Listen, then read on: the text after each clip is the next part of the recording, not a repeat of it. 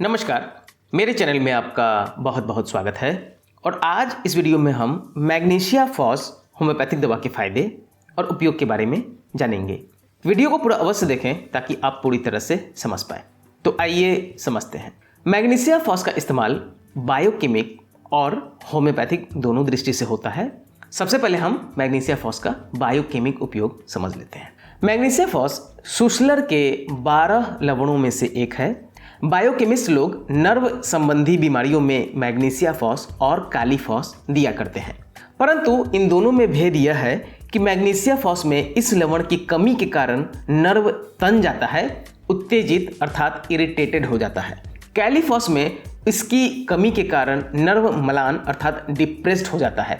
कैलीफॉस तो नर्व का भोजन है, अतः कैलीफॉस की शिकायतें नर्व को पूरी खुराक ना मिलने के कारण होती है। मैग्नीशिया फॉस की शिकायतों में नर्व की उत्तेजना प्रधान कारण है। उत्तेजना मिलने पर नर्व में दर्द पैदा हो जाता है, इसलिए जितने काटने वाले गरते से तीखे दर्द होते हैं, भले ही वे शरीर में कहीं भी हो, सब की दवा मैग्नीशिया फॉस है। कभी कभी ऐसा महसूस होता है कि शरीर में कहीं खींचन पड़ रही है। ऐसा दर्द होता है कि शरीर निचुड़ता सा जान पड़ता है। कभी घूमता फिरता दर्द होता है। ये सब नर्व की उत्तेजना से होते हैं और इन सब का इलाज यही दवा है। नर्व का स्वभाव है कि जरा सा छू दो तो उत्तेजित हो जाती है, लेकिन पकड़ कर दबा दो तो शांत हो जाती है। इसलिए मैग्नीशिया फॉस में भी हल्के दबाव से छूने पर दर्द बढ़ता है, परंतु जोर से दबा देने से दर्द को आराम भी पड़ जाता है। नर्व को ठंड लगने से भी दर्द बढ़ा करता है, अतः मैग्नीशिया फॉस में ठंडक से दर्द को आराम नहीं होता, गर्मी से आराम मिलता है। इस लिहाज से फेरम फॉस के दर्द में और मैग्नीशिया फॉस के दर्द में भेद यह है कि फेरम फॉस का दर्द तो ठंडक से आराम मानता है, मैग्नीशिया फॉस का दर्द गर्म सेक से आराम मानता है। सिर दर्द, दांत के दर्द, किसी अंग में दर्द में सेक से आराम हो तो यही दवा दी जाती है। पेट के दर्द में रोगी अगर आगे को दबाव के लिए झुके और सेक से आराम हो तो इसी दवा से लाभ होगा, क्योंकि नर्व को जोर से दबा देने से और सेक से नर्व की उत्तेजना शांत होती है। इसलिए पेट दर्द के उक्त लक्षणों में इस औषधि से लाभ होता है। कभी कभी पेट दर्द के साथ रोगी को पनीले दस्त आ जाते हैं। पनीले दस्त आने के कारण भी यही है कि आंतों में मैग्नीशिया फॉस की कमी के कारण वे उत्तेजित हो जाती हैं। मरोड़ से आंतों का पानी निकल पड़ता है और पनीला दस्त, आंव या खून आने लगता है। अगर दर्द के साथ आंतों में उक्त लक्षण प्रकट हो तो यही दवा लाभ करती है। क्योंकि मैग्नीशिया फॉस नर्व की उत्तेजना अर्थात इरिटेशन को ठीक करता है, इसलिए यह दवा सिर्फ दर्द को ही नहीं, नर्व की दूसरी बीमारियों को भी ठीक करती है। कई तरह की अकड़न जो कि नर्व की उत्तेजना से पैदा होती है, अतः जबड़ा अकड़ जाना, हिचकी, पिंडलियों में अकड़न आदि भी इससे ठीक हो जाते हैं। हुपिंग कफ में भी नर्व उत्तेजित हो जाती है, जिसमें यह दवा फायदा करती है। प्रसूता को जब बच्चा होता है तब मूत्र स्थान निकट होने के कारण कभी कभी नर्व इतनी उत्तेजित हो जाती है कि पेशाब रुक जाता है। उस समय नर्व की उत्तेजना को मैग्नीशिया फॉस दूर कर देता है। होम्योपैथ ऐसी हालत में कॉस्टिकम देते हैं, परंतु यह औषधि भी वही काम करती है और पेशाब आ जाता है।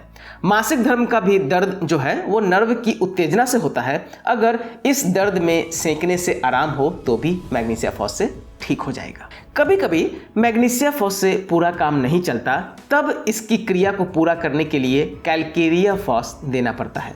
इसलिए कहा जाता है कि मैग्नीशिया फॉस का क्रॉनिक कैलकेरिया फॉस है। असल में इसका कारण यह है कि कैलकेरिया फॉस का प्रभाव शरीर में नए नए कोष्ठकों को उत्पन्न करना है।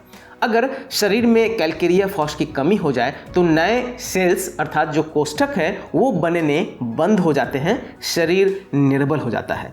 जब कोई औषधि काम करना बंद कर दे तो अधिक संभावना यही होती है कि शरीर में नवीन कोष्ठकों का तेजी से निर्माण नहीं हो रहा। ऐसी अवस्था में कैलकेरिया फॉस देने से नवीन कोष्ठक बनने लगते हैं और रोगी के चंगा होने में जो बाधा हो रही थी वह दूर हो जाती है। बायोकेमिस्ट चिकित्सा 3x, 6x, 12x विचूर्ण का प्रयोग करते हैं। गर्म पानी के साथ दवा लेने से ज़्यादा आराम आता है, जल्दी आराम आता है। 4-4, 5-5 गोली गर्म पानी के साथ दिन में 3 से 4 बार दी जाती है। आराम पड़ने पर दवा को बंद कर दी जाती है। तो ये रहा मैग्नीशिया फॉस का बायोकेमिक उपयोग। अब हम मैग्नीशिया फॉस का होम्योपैथिक उपयोग की चर्चा करेंगे। बायोकेमिस्ट्री की तरह होम्योपैथी में भी इस औषधि का प्रयोग स्नायु के शूल में होता है। सुसलर तो हर प्रकार के दर्द में, स्नायु की अकड़न में, स्नायु के तांडव अर्थात कोड़िया में इसका प्रयोग करते थे, परंतु होम्योपैथ समसम्यति के आधार पर ही इसका प्रयोग करते हैं। वे यह नहीं मानते कि इस लवण की कमी से जो रोग होते हैं उन्हें इस लवण द्वारा पूरा करके इन रोगों का उपचार किया जाता है। तो मैग्नीशिया फॉस के जो लक्षण हैं उनके बारे में चर्चा करते हैं कि किन लक्षणों को देखते हुए हमें यह दवा का स्मरण करना चाहिए। तो सबसे पहला लक्षण है गर्मी से दर्द को आराम।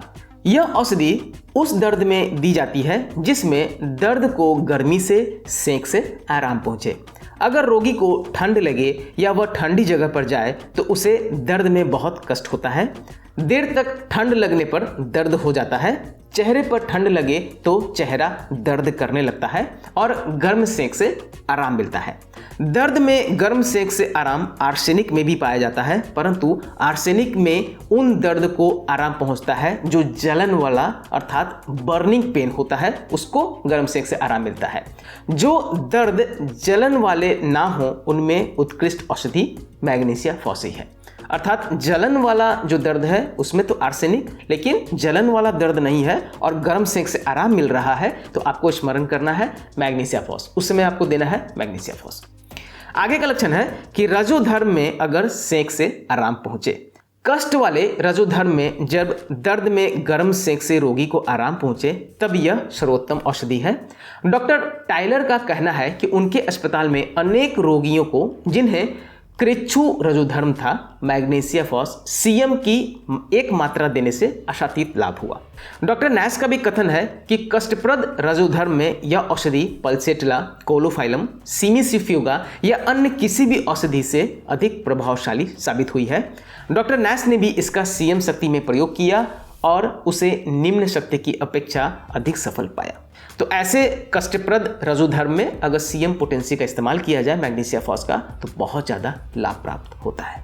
एक लक्षण है कि देर तक काम करने से ऐंठन हो जाना। डॉक्टर कैंट लिखते हैं कि जब हाथों से बहुत अधिक उपयोग करने से उसमें ऐंठन होने लगे, उनमें अकड़न अर्थात क्रैम्प्स पड़ने लगे, तब इस औषधि से लाभ होता है। उदाहरण के लिए लिखते लिखते उंगलियां ऐंठ जाएं, कारीगर के हाथ काम करते करते अकड़ने लगे, पियानो बजाने वाले की अंगुलियां मरोड़ खा जाएं, किसी भी काम करने वाले के सीमा से अधिक काम करने पर अगर ऐंठन पड़ने लगे तो आपको मैग्नीशिया फॉस से लाभ मिल जाता है। एक लक्षण सिर दर्द, चेहरे का दर्द, आंखों के ऊपर या नीचे दर्द जिसे सेक या दबाने से आराम हो। अगर सिर दर्द में सेक से या दबाने से आराम पहुंचे, अगर चेहरे के दर्द में या आंखों के ऊपर या नीचे के हिस्से में सेक या दबाने से आराम हो, तब भी इसी दवा से लाभ होगा। वात रोग अर्थात रिमेटिज्म में सेक से और विश्राम से लाभ होने पर, हरकत से दर्द बढ़ जाने पर भी इस औषधि से लाभ मिलता है। उस समय भी आप मैग्नीशिया फॉस बिल्कुल दे सकते हैं। अंतिम लक्षण पेट में केंद्र से उठकर फैलने वाला दर्द जिसे सेक से या दबाने से आराम हो। कभी कभी पेट में ऐसा दर्द उठता है जिसमें रोगी दर्द के मारे दोहरा हो जाता है। यह दर्द एक केंद्र से उठकर पेट के चारों तरफ फैल जाता है। इसमें प्रायः कोलोसिंथ दिया जाता है, परंतु इन दोनों दवाइयों में भेद है। कोलोसिंथ का दर्द किसी सख्त वस्तु के द्वारा पेट को दबाने से ठीक हो जाता है। उसमें गर्म सेक से दर्द के शांत होने के लक्षण बिल्कुल नहीं है। मैग्नीशिया फॉस में दबाने से दर्द के शांत होने के लक्षण तो हैं, परंतु साथ ही गर्म सेक से दर्द के शांत होने के लक्षण भी मिलते हैं। तो ध्यान दीजिएगा कहाँ कोलोसिंथ देना है और कहाँ आपको मैग्नीशिया फॉस देना है।